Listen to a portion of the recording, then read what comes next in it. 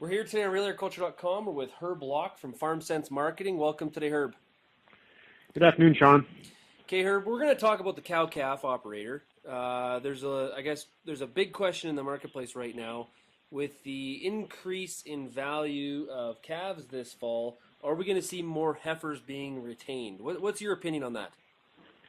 Well, certainly as we see the die is pretty well cast, Sean. I guess in terms of the cow numbers, they're in a steady decline, and certainly once the herd, we start to shrink the herd, and it's either herd shrinking or consolidation of the industry, it starts to create a whole bunch of new things. Certainly the cow-calf people south of the border, they've actually lost money only in two of the last 10 years, and some modeling that the people out of the University of Missouri done looks like they will make money over the next 5 years. And the big question starts then is, if the cow-calf man smells money, why is he continuing to see the herd decline? The bigger problem, I think, in the cow business and the cattle industry is that certainly we're going to lose a lot of producers, and that's sort of, maybe that's more important than losing the cows. And as we start to wonder, does the industry exist for the good of the producer, or do the producers exist for the good of the industry? It's a big question. Right. We stir in the mix and all that, Sean. And the tendency to large-scale operations, which in a commodity world, that's what we do, and the margins are pinched. The number of producers looks like it's in full retreat and could decline even faster than cow herd numbers. That same University of Missouri study that you're referring to basically provides an outlook from 2010 out to 2015. It shows the net dollars per cow going from $28 to $46, and I guess it bumps up to as high as $75 at some point in those years.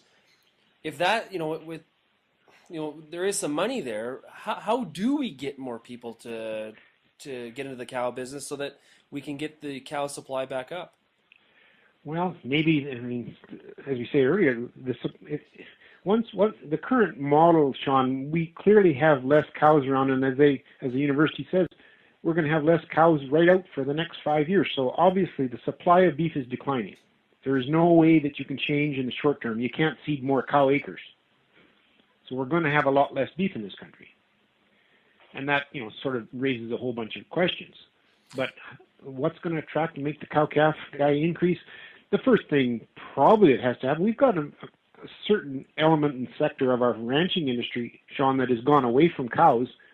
And it's an interesting thought, but probably in at least 15 of the last 20 years, it's still been cheaper to buy a calf than it has to been raise it. Mm-hmm. So some of these ranchers, as they've progressed away from cows, you see some of them having, thousands of calves bought in the fall and grass the following year, and it's still cheaper. And I guess until that formula breaks down and it becomes cheaper to raise a calf than it does to buy it, the cow herd's going to continue to decline. And so, is there anything in your mind, or so you basically don't see this ship turning very quickly on the supply numbers on the cow-calf side? Well, it can't.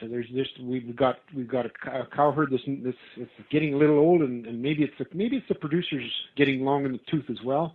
And I guess when we're talking about long in the tooth, one of the concerns here is that certainly, Sean, the owners of the cow herds are certainly getting long in the tooth. From a younger man's perspective, the only guy that can own cows is the guy who owns land. And the old guys own all the land. And the young guy looking at land today, there was an old, historically we used to ask the question, how many cows do I have to help me pay for the land I want to buy? Well, when the land gets into the thousands and thousands and thousands of dollars, no matter how much money the cow herd makes, it doesn't make any even reasonable contribution to help the farmer buy the land. That's why a lot of people have had cows in the past. Mm-hmm.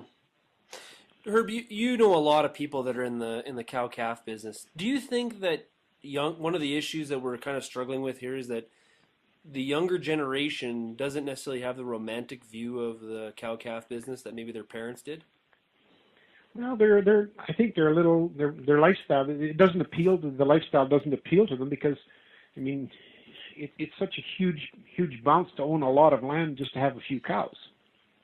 And of course, the younger generation, my sense is that technology hasn't come to the cattle industry near to the extent that it has in the grains. And technology is very seductive in the younger people. They like technology, and they find technology makes their life easier. They can work using technology. It's a lot easier to expand your operation than it is to working hard. And that's where most of the older generation came from. They had cow herds and enjoyed the work, the labor. Yeah. So if we're not going to increase the cow herd, and we are going to see a potential rise in profitability in that part of the sector, potentially, for those, what's that? Or is that? Do you think that's debatable? Well, relatively speaking, the cow-calf man's fate in life, his prices are going to get better, and I guess by those numbers, Sean, it looks like his margins are going to improve, but improve from what becomes a big issue. So the small cow herds. What would you say? What would you say that number, that net return per cow? What do you think that has to be for guys to make it work? Well, on 40, 50, or 100 cows, it doesn't matter. It doesn't. I mean, the minimum requirement to live on the farms today is $30,000. That's considered a poverty wage. So how many cows at $45 or $50 a head do you have to make $30,000? It gets pretty bizarre. Yeah. So I don't see that. And I guess as we get into specialized, maybe there's part of the quirk here is that in the grain world, there was a day when grain farmers had some cows, just some cows. They weren't a big part of their operation. They used them for crop insurance purposes. If they had some off-quality grains or whatever, and all of those other things, they had a cow herd. They could funnel it through and make it worth more value than if they sold it at a big discount into the grain world. But in the new world, there's a lot of easier ways to market your feedstuffs, whether they be straw, hay, even off-quality grain, than owning some cows to put it through and try and increase the value. The old ethanol thing to be a point in taking right there. So I guess, Herb, considering all those things, tremendous input, is where we're at now. Is this kind of the new benchmark? All we talk about is how we've had a huge reduction in the cow herd, which is the truth. But going forward, is this to overuse a buzzword? Is this the new normal? Well, I guess the new normal is yet to be determined, Sean. This trend of declining numbers of producers and declining cow herd is not done yet. Right. So we're 5 more years, and the pendulum will swing too far. The real problem or the real issue here is that you lose infrastructure. We've got a feedlot sector in the United States and Canada that is probably almost 50% too big. It's a sector that was built for the cow herds of the 80s and the 90s. It's way over capacity. So we're going to shrink the feedlot industry. Do you think there's a potential, when we talk about shrinking the feedlot industry to get closer to supply, do we see something like that was, similar to the hog program, where there's programs to basically push in fences? No, I don't think so, Sean. I mean, the hog industry,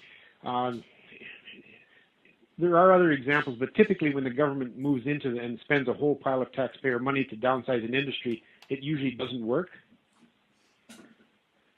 So, I mean, I don't see a buyout of feedlot space, and I don't see a buyout of packing plants. I don't see that coming at all. Yeah.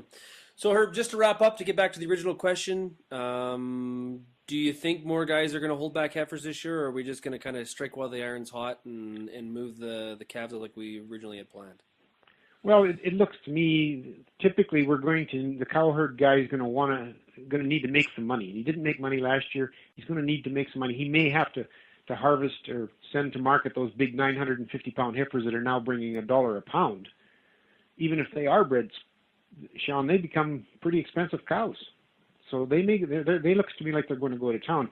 If we look at the StatsCan numbers out of July 1st, they were considered, while the numbers only shrunk 2%, the heifers kept for breeding, a good chunk of heifers kept for breeding were held by speculators in backgrounding operations. So these are guys, Sean, that put a bull out and sort of tried to hedge their bets and had two-way cattle. Mm-hmm. But now being offered $950 for a heifer that might only cost them $600, off to town we go. I don't know nothing about the bull. Okay, Herb, thanks a lot, and we'll talk to you again soon. Okay.